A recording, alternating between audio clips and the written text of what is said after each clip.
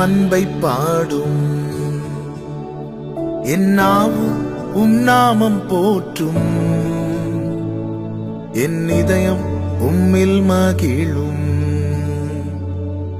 எனக்கென்றும் நீர் போதும். இயேசு கிறிஸ்துவின் இனிய நாமத்தினாலே உங்களுக்கு என் அன்பின் வாழ்த்துக்கள்.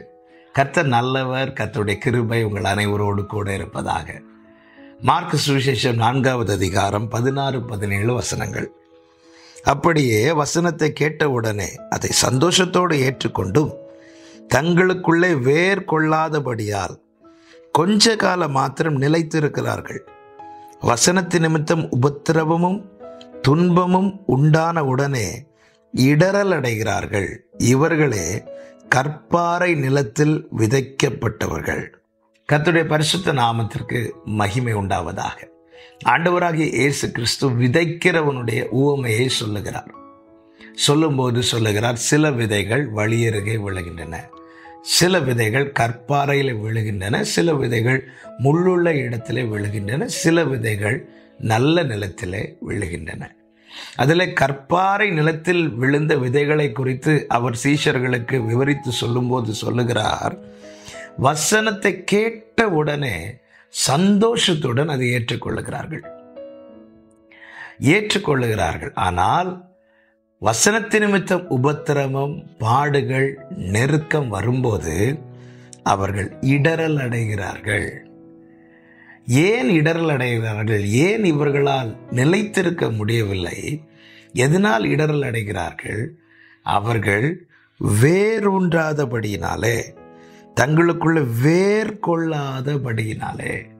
என கேட்கிற அன்பு சகோதரா சகோதரி, நாம கூட பல நேரங்களிலே இந்த கற்பாறை மேலே விதைக்கப்பட்ட விதைகளைப் போலதான் நாம் வசனத்தை ஏற்றுக்கொள்ளுகிற அனுபவம் இருக்கிறது.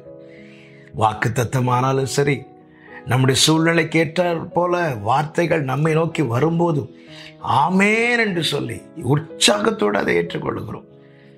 ஒரு காரியத்துக்காக நாம் காத்திருக்கும் போது நடக்குமா என்ற ஏக்கத்தோடு தேவ சமூகத்தில் வரும்போது கர்த்தர் வாய்க்க பண்ணுவார். இப்படி ஒரு வார்த்தை நம்மை நோக்கி வருமானால் ஆமேன், இதைவிட சந்தோஷம் வேறு இருக்க முடியாது. கர்த்தர் என்னோடு பேசினார், கர்த்தர் எனக்காகவே பேசினார் என்று சொல்லி நாம் அந்த வார்த்தையை அப்படியே ஏற்றுக்கொள்வோம். டைரியில் எழுதி வைப்போம். அந்த செய்தியை 10 பேருக்கு பகிர்ந்து கொடுப்போம். நம்ம சூழ்ந்திருக்கிறவர்கள், நம்மோடு நெருங்கினவர்களுக்கு நாம் சொல்லுவோம், கர்த்தர் பேசினார், கர்த்தர் என்னோடு பேசினார், இடைப்பட்டார், என் நிலைமை அறிந்து எனக்காகவே பேசினார் என்று. ஆமேன், இப்படி அநேகர் சொல்லவும் நாங்கள் கேட்டிருக்கிறோம். ஆமேன், நாம கூட பல சூழ்நிலைகளை இதை அனுபவித்திருக்கிறோம். ஆனால் எங்கே பிரச்சனை ஆகுது அப்படின்னா, நாம் கேட்ட வார்த்தை உடனே நடக்கும் என்று நாம் எதிர்பார்த்து கொண்டிருக்கும் போது, வார்த்தையினால் உண்டாகிற அந்த அற்புதத்தை நாம் எதிர்பார்த்து கொண்டிருக்கும் போது சில உபத்திரவங்கள், சில நெருக்கங்கள், நாம் எதிர்பாராத சூழ்நிலைகள் நம்முடைய வாழ்க்கையில் வரும்போது அந்த இடத்துல தான் நாம் இடறுகிறோம். எப்படி இடறுகிறோம்? நாம் ஆமேன் என்று சொல்லி ஏற்றுக்கொண்ட வார்த்தையின் மேலே நமக்கு அங்கே சந்தேகம் வர ஆரம்பிக்கிறது. கர்த்தர் உண்மையிலே என்னோடு பேசினாரா என்ற கேள்வி முதலாவது அங்கே எழ ஆரம்பிக்கிறது. கர்த்தர் என்னோடு பேசியிருப்பாரானால் அதன்படி அல்லவா நடந்திருக்க வேண்டும். ஏன் மாறாக நடக்கிறது? நான் எதிர்பார்த்தது போல சூழ்நிலை அமையவில்லையே, எல்லாம் தலைகீழாக அல்லவா நடக்கிறது என்ற கேள்விகள் எல்லாம் நமக்குள்ளே ஓடும். வார்த்தையின் மேலே நமக்கு சந்தேகம் வருதுனாலே நாம் இடற ஆரம்பிக்கிறோம் என்ற அர்த்தம். எனவேதான் வேதம் சொல்லுகிறது, தங்களுக்குள்ளே வேர் கொள்ளாதபடியினாலே.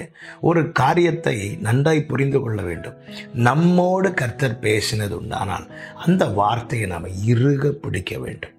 வேதம் என்ன சொல்லுகிறது? குறித்த காலத்துக்கு என்று தரிசனம் வைக்கப்பட்டிருக்கிறது, முடிவிலே அது விளங்கும், அது பொய் சொல்லாது, அதற்கு காத்திரு, அது நிச்சயமாய் வரும், அது தாமதிப்பதில்லை என்று ஆபகுக்கு 2 அழகாய் சொல்லப்பட்டிருக்கிறது. நமக்காய் சொல்லப்பட்ட வார்த்தை அது நம்முடைய வாழ்க்கையில் நிறைவேறும் என்பதிலே சந்தேகம் இல்லை. எங்க பிரச்சனை வருகிறது என்றால், நாம் நினைத்திருக்கிறபடி அந்த வார்த்தை நடக்கும் என்று நினைக்கிறோம், தெரியுமா? ஆமேன். வேதம் தெளிவாய் சொல்லுகிறது, என் வழிகள் உங்கள் வழிகள் அல்ல, என் நினைவுகள் உங்கள் நினைவுகள் அல்ல. வார்த்தை நிறைவேறும், ஆனால் அந்த வார்த்தை நாம் நினைத்திருக்கிற வழியில் அல்ல, அவர் நியமித்த பாதையில் தான் நிறைவேறும். ஆபிரகாமுக்கு கர்த்தர் ஒரு வாக்குத்தத்தத்தை கொடுத்தார். 25 வருடம் காத்திருக்க வைத்தார். வேதம் சொல்கிறது ஆபிரகாமின் சரீரம் செத்த நிலையில் இருந்தது, சாராளின் கற்பம் செத்து போயிற்று, வார்த்தை சாகவில்லை. ஆபிரகாம் நம்புவதற்கு ஏதுவல்லாதிருந்தும் அதை முழு நிச்சயமாய் நம்பி தேவனை மகிமைப்படுத்தினார். இதுதான் வேரூன்றுகிற அனுபவம். சரீரம் செத்த நிலை, சாராளுடைய கற்பம் செத்த நிலை, ஆனால் வார்த்தை இன்னும் சாகவில்லை. வார்த்தை சாகவில்லை என்பதின் அடையாளம் என்ன? சூழ்நிலை மாறுகிறது. கூட இருந்த லோத்து விலகி போயிட்டான். சரீர நிலைமை மாறுகிறது. வருடமும் அதிகமாகிறது. ஆனாலும் 75வது வயதில் கர்த்தர் பேசின வார்த்தையை மீண்டும் மீண்டும் ஆபிரகாம் காதுகளிலே கேட்க வைத்துக் கொண்டே இருக்கிறார். கடற்கரை மணலை பார் என்று சொல்லி வார்த்தையை சொல்லுகிறார். வானத்து நட்சத்திரத்தை பார் என்று சொல்லி அதே வார்த்தையை தான் திரும்ப திரும்ப திரும்ப திரும்ப ஆபிரகாமுக்கு நினைப்பூட்ட ஆபிரகாம் வசனத்தில் வேரூன்ற ஆரம்பிக்கிறார். தன்னுடைய சூழ்நிலையை நம்பவில்லை, தன் சரீர நிலைமையை நம்பவில்லை. எல்லாம் மாறின பிறகும் அவன் முழு நிச்சயமாய் வார்த்தையை நம்ப காரணம் என்ன தெரியுமா? வசனத்தில் வேரூன்ற ஆரம்பித்து விட்டார். அது அடையாளம் தான். முழு நிச்சயமாய் வார்த்தையை நம்பினான், தேவனை மகிமைப்படுத்தினான், விசுவாசத்தில் வல்லவனானான், வாக்குத்தத்தத்தை சுதந்திரித்துக் கொண்டான்.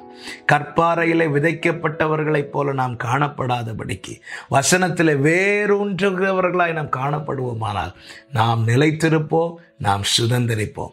கர்த்தர் ஒவ்வொருவரையும் நிலைத்திருக்க பண்ணி சுதந்திரிக்க கிருபை செய்வாராக.